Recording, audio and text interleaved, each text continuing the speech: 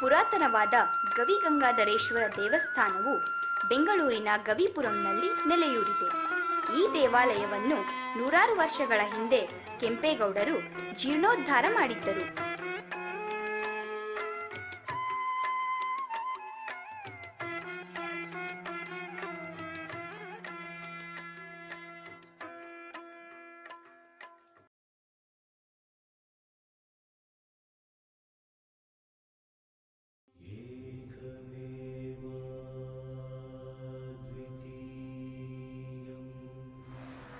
ಗುರುಬ್ರಹ್ಮ ಗುರುರ್ವಿಷ್ಣು ಗುರುರ್ದೇವೋ ಮಹೇಶ್ವರಃ ಗುರು ಸಾಕ್ಷಾತ್ ಪರಬ್ರಹ್ಮ ತಸ್ಮೈ ಶ್ರೀ ಗುರುವೇ ನಮಃ. ಅತಿ ಪುರಾತನವಾದ ಶ್ರೀ ಗವಿಗಂಗಾಧರೇಶ್ವರ ಸ್ವಾಮಿ ದೇವಸ್ಥಾನವು ಗೌತಮ ಮಹರ್ಷಿ ಮತ್ತು ಭಾರದ್ವಾಜ ಮಹರ್ಷಿಗಳು ಪೂಜೆ ಮಾಡಿದ ವಿಶೇಷವಾದ ಸ್ಥಳ ಇದು.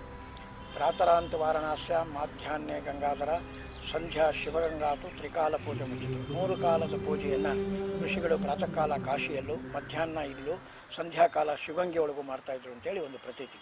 ಬೆಂಗಳೂರಿನಿಂದ ಕಾಶಿಗೆ ಮತ್ತು ಶಿವಗಂಗೆಗೆ 2 ಸುರಂಗ ಮಾರ್ಗಗಳು ಕೂಡ ಈ ದೇವಸ್ಥಾನದಲ್ಲಿ ಇದೆ.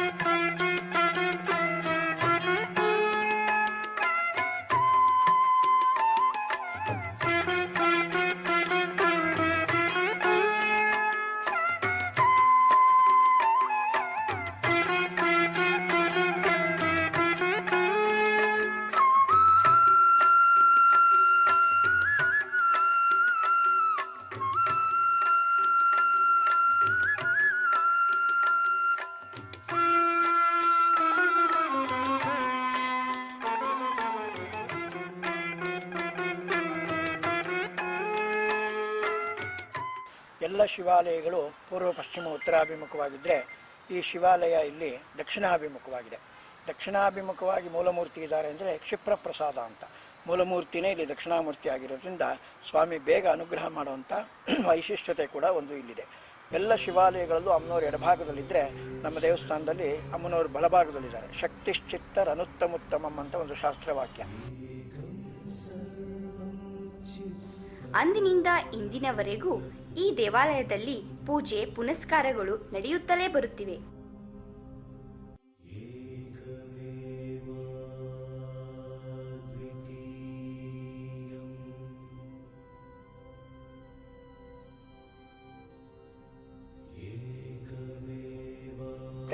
ಎಲ್ಲ ಶಿವಾಲಯಗಳಲ್ಲಿ ನಮ್ಮ ದೇವಸ್ಥಾನದಲ್ಲಿ ಕಾಲಭೈರವಾದಿಯಾಗಿ ಚಂಡಿಕೇಶ್ವರ, ದಕ್ಷಿಣಾಮೂರ್ತಿ, ಗೌತಮ ಮಹರ್ಷಿ, ಭಾರದ್ವಾಜ ಮಹರ್ಷಿ, ಸುಬ್ರಹ್ಮಣ್ಯೇಶ್ವರ, ವಲ್ಲಿ ದೇವಸೇನ, ಆಂಜನೇಯ, ಲಕ್ಷ್ಮೀನಾರಾಯಣ ಎಲ್ಲ ದೇವರನ್ನು ಒಳಗೊಂಡ ವಿಶೇಷವಾದ ದೇವಾಲಯ ಇದು.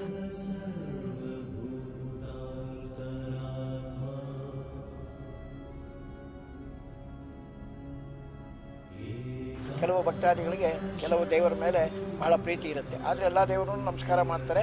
ಒಂದು ದೇವರುಗಳಲ್ಲಿ ಅವರ ಪ್ರೀತಿ ಇರುತ್ತೆ, ಅದನ್ನು ಮನೆ ದೇವರು ಅಂತ ಕೂಡ ಹೇಳ್ತಾರೆ.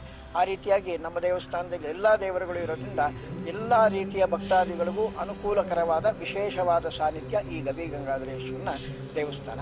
ಇದರಲ್ಲಿ ಇನ್ನೊಂದು ವಿಶೇಷ, ದಕ್ಷಿಣಾಭಿಮುಖವಾಗಿರೋ ಈಶ್ವರನ ಮೇಲೆ ವರ್ಷಕ್ಕೆ 1 ದಿನ ಪಶ್ಚಿಮದಲ್ಲಿ ಮುಳುಗೋ ಸೂರ್ಯ ಸ್ವಾಮಿ ಮೇಲೆ ಬೀಳ್ತಾನೆ. ಅದಕ್ಕೊಂದು ಆಧಾರ ಕಾರಣ ಕೂಡ ಹೇಳುತ್ತೆ. ದಕ್ಷಿಣಾಯಣ, ಉತ್ತರಾಯಣ ಅಂತ 2 ಆಯನಗಳು ನಮ್ಮಲ್ಲಿರುತ್ತೆ.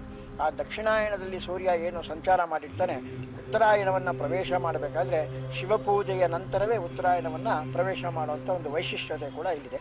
ದಿನ ಅದೇ ಸೂರ್ಯ ಅಲ್ಲೇ ಮುಳುಗಿದ್ರು ನಮ್ಮ ದೇವಸ್ಥಾನದಲ್ಲಿ ವರ್ಷಕ್ಕೆ ಒಂದೇ ಒಂದು ಬಾರಿ ಸಂಕ್ರಾಂತಿ ದಿನ ಸೂರ್ಯನ ಬೆಳಕು ಸ್ವಾಮಿ ಮೇಲೆ ಬೀಳುತ್ತೆ. ಸಹಸ್ರಾರು ಜನ ಭಕ್ತಾದಿಗಳು ಅದನ್ನು ದರ್ಶನ ಮಾಡ್ತಾರೆ.